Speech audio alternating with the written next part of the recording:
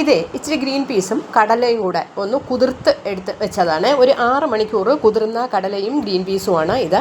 ഇനി ഞാൻ ഇതിനെ ഒരു കുക്കറിലോട്ടൊന്ന് തട്ടിയിട്ട് ഒരു 4 വിസിൽ കേൾക്കുന്നത് വരെ ഒന്ന് വേവിച്ചെടുക്കാം. ഒരുപാട് വെന്തൊന്നും പോകണ്ട.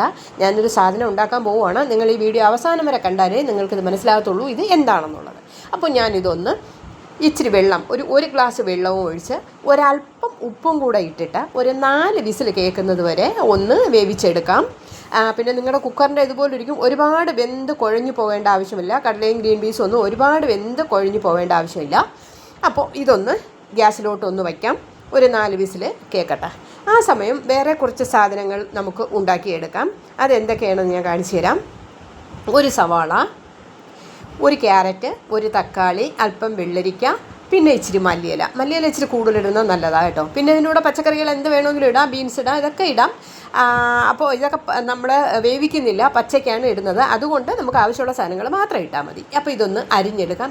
ഇതുപോലെ ഒന്ന് കുനുകുനാന്ന് ഒന്ന് അരിഞ്ഞെടുത്തിട്ടുണ്ട്. ഇത് ഭയങ്കര ടേസ്റ്റായിട്ടോ. നിങ്ങൾക്ക് ഏകദേശം മനസ്സിലായി കാണുമായിരിക്കും ഇതെന്താണ് ഉണ്ടാക്കാൻ പോകുന്നത്. ഇതൊന്നും വേവിക്കത്തൊന്നുമില്ല.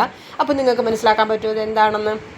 എന്നാലേ ഞാനൊന്ന് പറഞ്ഞു തരാം. നമ്മുടെ ഈ ഉത്സവ പറമ്പുകളിലൊക്കെ കാണത്തില്ലേ, കടലയും പിന്നെ കുറേ പച്ചക്കറികളും എല്ലാം കൂടെ ഇട്ടിട്ട് ഈ നോർത്ത് ഇന്ത്യൻ സ്റ്റൈലിലൊരു ഭക്ഷണം ഉണ്ടല്ലോ, അതാണ് ഞാൻ ഉണ്ടാക്കാൻ പോകുന്നത്. അതിന് വേണ്ടിയിട്ട് കടല നല്ലവണ്ണം ഇങ്ങനെ ഒന്ന് വെന്തെടുത്താൽ മതി.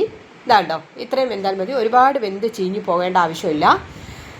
എന്നിട്ട് ഇതിനെ ഒരു പാത്രത്തിലോട്ട് ഇച്ചിരി ഒരു വിസ്താരമുള്ള ഒരു പാത്രത്തിലോട്ടൊന്ന് തട്ടാം. ഞാനൊരു വലിയ ചീനിച്ചട്ടിയിലാണ് ഇതൊന്ന് തട്ടുന്നത്. ഇതൊന്ന് തട്ടിയെടുക്കാം. അതിൻ്റെ കൂടെ തന്നെ കണ്ടോ ഇങ്ങനെ വെന്ത് കിട്ടിയാൽ മതി. നല്ല ചൂടോടെ കഴിക്കാനാണ് ടേസ്റ്റ് കൂടുതൽ കേട്ടോ. അതിൻ്റെ കൂടെ തന്നെ നമ്മൾ അരിഞ്ഞ് വെച്ചിരുന്ന ഈ പച്ചക്കറി ഐറ്റംസ് എല്ലാം കൂടെ ഒന്നങ്ങോട്ട് തട്ടിക്കൊടുക്കാം. എന്നിട്ടൊന്ന് മിക്സ് ചെയ്യാം. വേണമെങ്കിൽ ഉപ്പ് നോക്കിക്കൊള്ളണം. ഉപ്പുണ്ടോ എന്നുള്ളത് നോക്കണം. ഉപ്പ് വേണം എന്നുണ്ടെങ്കിൽ കുറച്ച് ഇട്ട് കൊടുക്കാം. ഞാനിത് കടലയിൽ ഉപ്പ് ഇട്ടാണ് വേവിച്ചത്. ഇനി എന്താ ചെയ്യേണ്ടതെന്ന് പറഞ്ഞാൽ ഇച്ചിരി മുളക് പൊടി, ഒരുപാടൊന്നും വേണ്ട, വലിയ എരിവൊന്നും വേണ്ട, കുട്ടികളൊന്നും കഴിക്കത്തില്ല. അതും ഒന്ന് മിക്സ് ചെയ്യാം. ഇനി വേണ്ട ഇതിൻ്റെ പ്രധാനപ്പെട്ട ഒരു സാധനം എന്തെന്ന് വെച്ചാൽ നാരങ്ങയാണ്. നല്ല ഒരു നാരങ്ങയും കൂടെ, പക്ഷേ ഇച്ചിരി പച്ചയായിപ്പോയി, അതുകൊണ്ട് ഫുൾ ഒഴിക്കാം. അല്ലെങ്കിൽ ഹാഫ് നാരങ്ങ ഒഴിച്ചാൽ മതി. ചെറിയ പുളിപ്പ് മതി, ഒരുപാട് പുളിപ്പ് വേണ്ട. ഇതിൻ്റെ കൂടെ സോസ് വേണമെങ്കിലും ഒഴിക്കാം. കുട്ടികൾക്കൊക്കെ വേണമെങ്കിൽ ഒരല്പം സോസൊക്കെ ഒഴിച്ച് കൊടുത്താലേ നല്ല ടേസ്റ്റ് ആയിരിക്കും. അപ്പോൾ ഇതിപ്പം ചാറ് കുറവായ നാരങ്ങ കാരണം ഫുൾ എടുക്കാം. അല്ലാന്നുണ്ടെങ്കിൽ ഹാഫ് എടുത്താൽ മതി. ഒരുപാട് പുളിപ്പ് വേണ്ട, എങ്കിലും എൻ്റെ ടേസ്റ്റിനൊരു പുളിപ്പ് വരും. ഇനി അല്പം സോസും കൂടെ വേണമെങ്കിൽ ഒഴിക്കാം. ഇത് മുതിർന്നവർക്കാർക്കും ഇത് അങ്ങനെ ഇഷ്ടപ്പെടില്ല. ഇത് കൊടുത്താൽ കുട്ടികൾ വയറ് നിറച്ച് കഴിക്കുകയും ചെയ്യും. വിശപ്പിനും പറ്റിയതാണ് കേട്ടോ. വൈകുന്നേരം കുട്ടികൾക്ക് മാത്രമല്ല മുതിർന്നവർക്കായാലും വൈകുന്നേരം ജോലിയൊക്കെ കഴിഞ്ഞിട്ട് വരുമ്പോൾ ഇതിനൊരു ചെറിയ പ്ലേറ്റിന് ഒന്ന് കൊടുത്താൽ നല്ലവണ്ണം കഴിക്കും. പിന്നെ മാഗിയുടെ മസാല വേണമെങ്കിൽ ഇതിൽ ചേർക്കാം. ഞാൻ ചേർക്കുന്നില്ല, കാരണം വെറുതെ ആവശ്യമില്ലാത്ത സാധനങ്ങൾ ചേർക്കണ്ട എന്ന് വിചാരിച്ചത് കൊണ്ടാണ്. വേണമെങ്കിൽ ഒരല്പം കുരുമുളക് പൊടിയും ചേർക്കാം. അപ്പം നിങ്ങളും ഈ ഗ്രീൻ പീസും കടലയും ഒക്കെ വീട്ടിൽ എന്തായാലും ഉണ്ടായിരിക്കുമല്ലോ. ഇങ്ങനൊരു പാത്രത്തിലോട്ട് മാറ്റാം.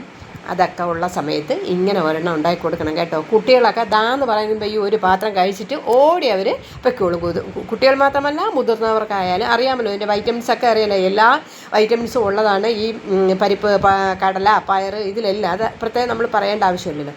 അപ്പോൾ വൈകുന്നേരങ്ങളിൽ ഇങ്ങനെ വിറ്റാമിനുകളുള്ള ആഹാര സാധനങ്ങൾ കുട്ടികൾക്കും കൊടുക്കുക, മുതിർന്നവരും കഴിക്കുക. അതാണ്ടോ ഞാൻ അല്പം സോസും കൂടെ എടുത്ത് വെച്ചിട്ടുണ്ട് കുട്ടികൾക്ക് കൊടുക്കാനായിട്ട്.